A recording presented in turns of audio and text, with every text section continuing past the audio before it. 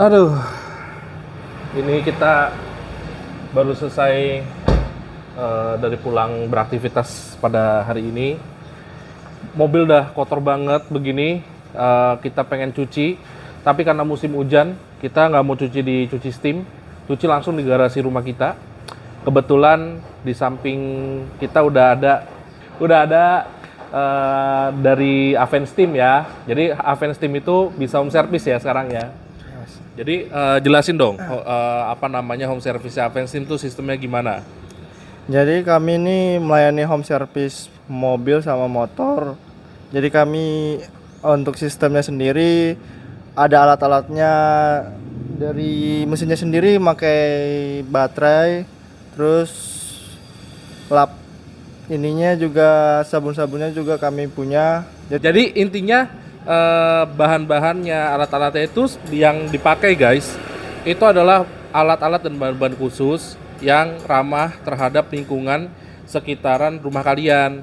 Jadi kan kalau misalnya seperti ini, seperti di sini, itu kan sangat sempit ya sebenarnya gitu. Jadi nggak memungkinkan untuk menggunakan alat dengan dimensi yang besar. Jadi ini sangat simple, cordless, dan sabun-sabunnya pun bukan tipikal sabun-sabun yang terlalu berbusa karena itu akan mengganggu untuk kenyamanan lingkungan bersama gitu kurang lebihnya ya. Ya, benar. Oke. Jadi apa namanya, janjian dulu lewat WhatsApp. Kayak tadi gue udah janjian lewat WhatsApp. Terus atur jamnya mau jam berapa sekiranya. Habis itu tim dari Aventeam seperti Mas Carlos ini akan menghampiri rumah kalian. Ya, silakan diorder ya, guys. Oke. Aduh, zaman sekarang tuh emang gampang banget ya teman-teman, apa-apa tuh selama positif ya, itu bisa banget kita manfaatin. Salah satu yang tadi gua baru manfaatin itu adalah cuci steam home service. Bayangin, wah itu enak banget karena hari gini hujan cuy, hujan mulu dari kemarin-kemarin juga.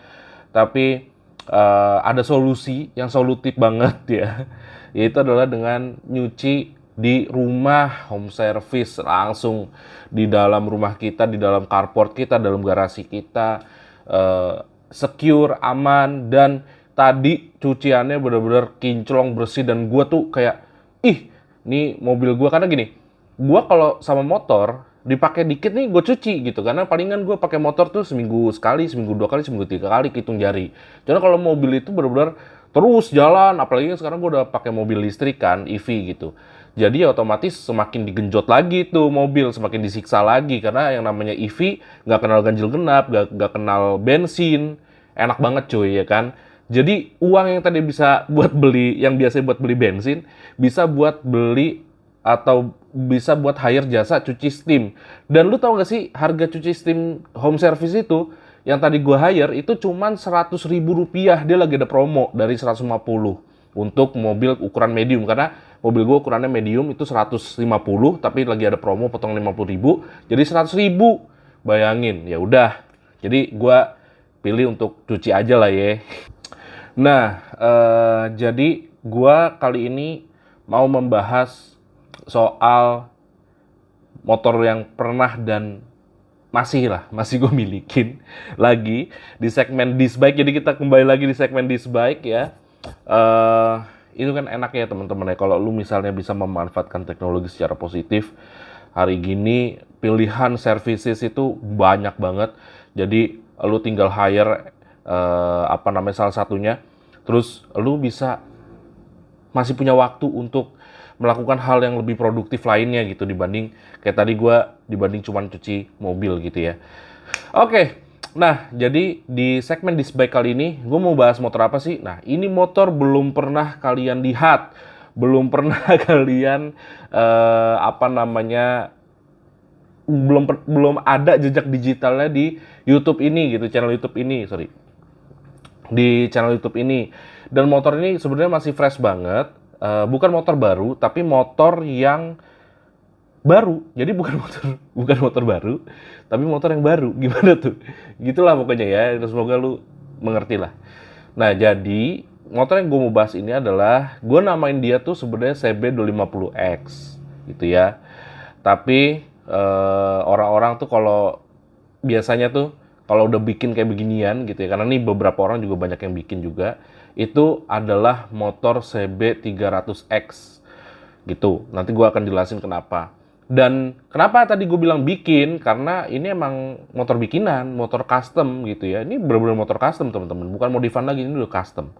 Ini motornya basicnya itu adalah CBR 250R CBU yang mata sempak, tapi udah mengalami custom, modifan, pengubahan gitu ya, yang cukup signifikan sehingga udah menyerupai motor CB150X untuk area depannya.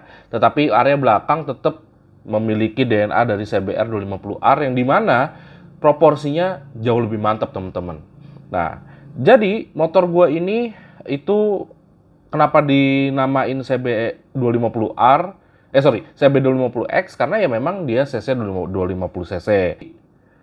Tapi menariknya adalah banyak nih teman-teman atau rekan-rekan atau om-om atau apa namanya suhu-suhu senior-senior di luar sana yang udah buat juga, itu mereka menamakannya CB300X karena biasanya tuh mereka, karena kan gini ya, sebenarnya CBR 250R aja itu di segmen Eropanya itu, di market Eropanya sebenarnya ber-cc 300 cc, sehingga kalau lu mau mencari parts CBR 300 itu amat sangat common bahkan di Indonesia pun gitu. Jadi banyak beredar lah, pokoknya lu cari-cari aja itu pasti dapet. Jadi banyak dari mereka yang melakukan ubahan pada mesin ke komponennya CBR 300R. Jadi mereka tuh udah pasti namainnya CB 300X gitu. Jadi biar makin jos lagi gitu ya. Kalau udah cc 300 sih ya nggak usah ditanya ya teman-teman ya. Itu untuk torsinya lebih melimpah lagi. Top speednya tetap dapat. Nah, jadi sebenarnya gue sih jatuhnya apa ya? Kayak terima jadi. Ini tuh buildernya itu tuh ada namanya Aditya Rino teman-teman. Jadi Om Aditya Rino gitu ya. Ya sebenarnya dia udah jauh lebih terkenal dibanding gue sih ya.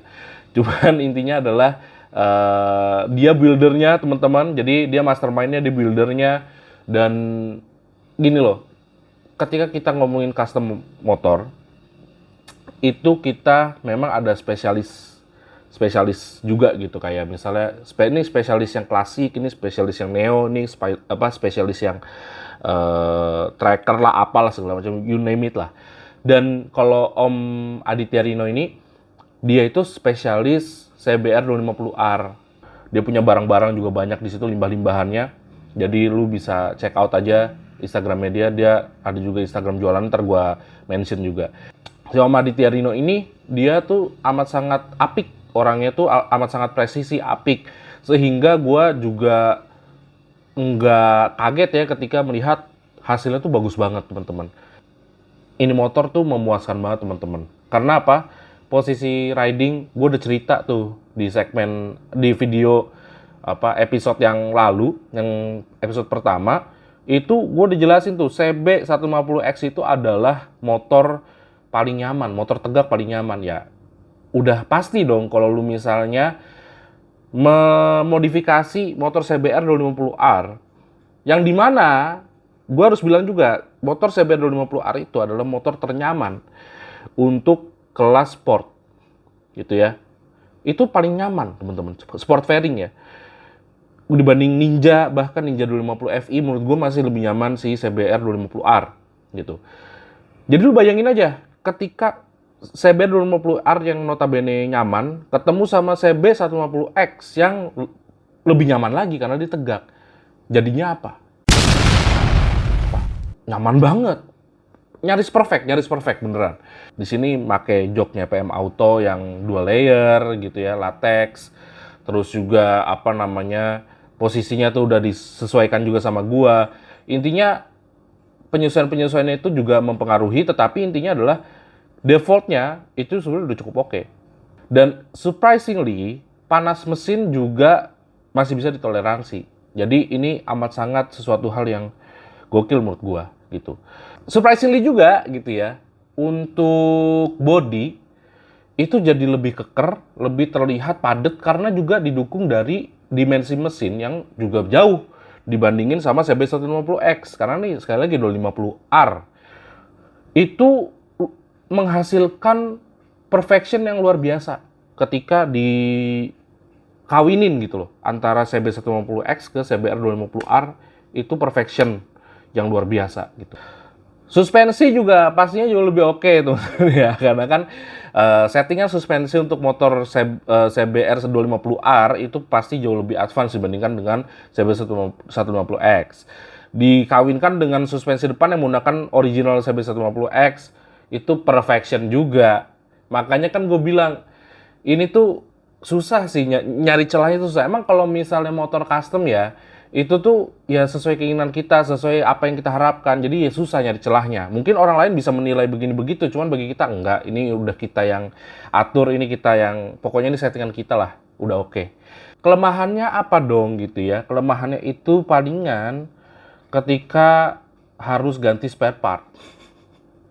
Jadi misal gue udah harus ganti spare part kampas kopling, ya lu harus merogoh kocek 1 juta sampai 1,5 juta lah untuk ganti kampas kopling. Tapi kan itu bukan yang fast moving ya.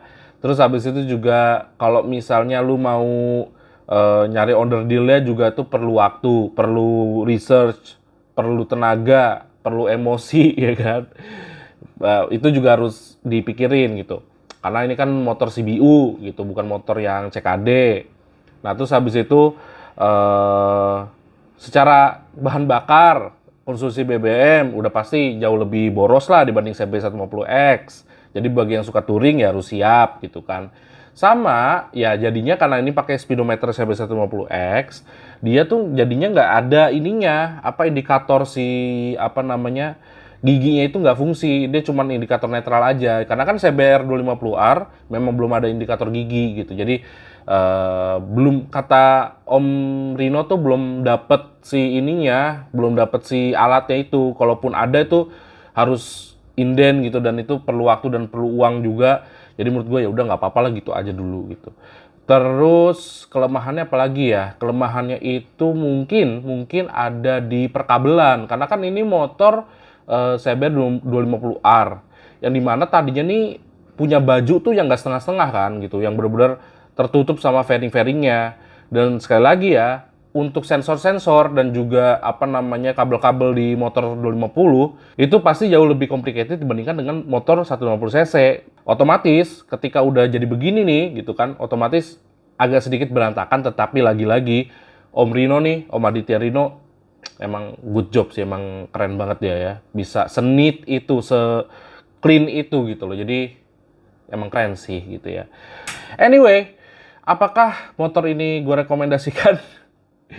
Kalau misalnya tadi gue bilang ya, ada yang jual di marketplace, begini, dijual kayak begitu, ya go ahead. Gue sih merekomendasikan dan gue sangat menganjurkan gitu ya, karena dibanding lu juga capek-capek gitu ya. Tapi kalau misalnya untuk membangun sendiri, gue merekomendasikan, tetapi dengan catatan gue rekomendasikan untuk elu ke orang yang lebih punya ilmu gitu, kayak Om Rino gitu, Om Aditya Rino. Jadi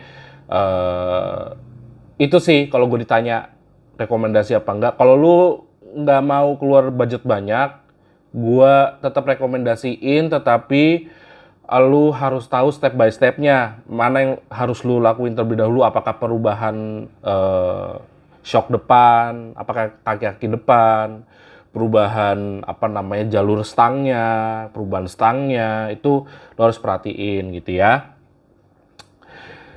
Untuk skor motor ini ya pastilah, udah pasti nggak mungkin enggak gitu ya. Ini motor 9,5/10. Sekian, terima kasih sudah menonton sampai habis. Sampai jumpa di video berikutnya. Bye bye.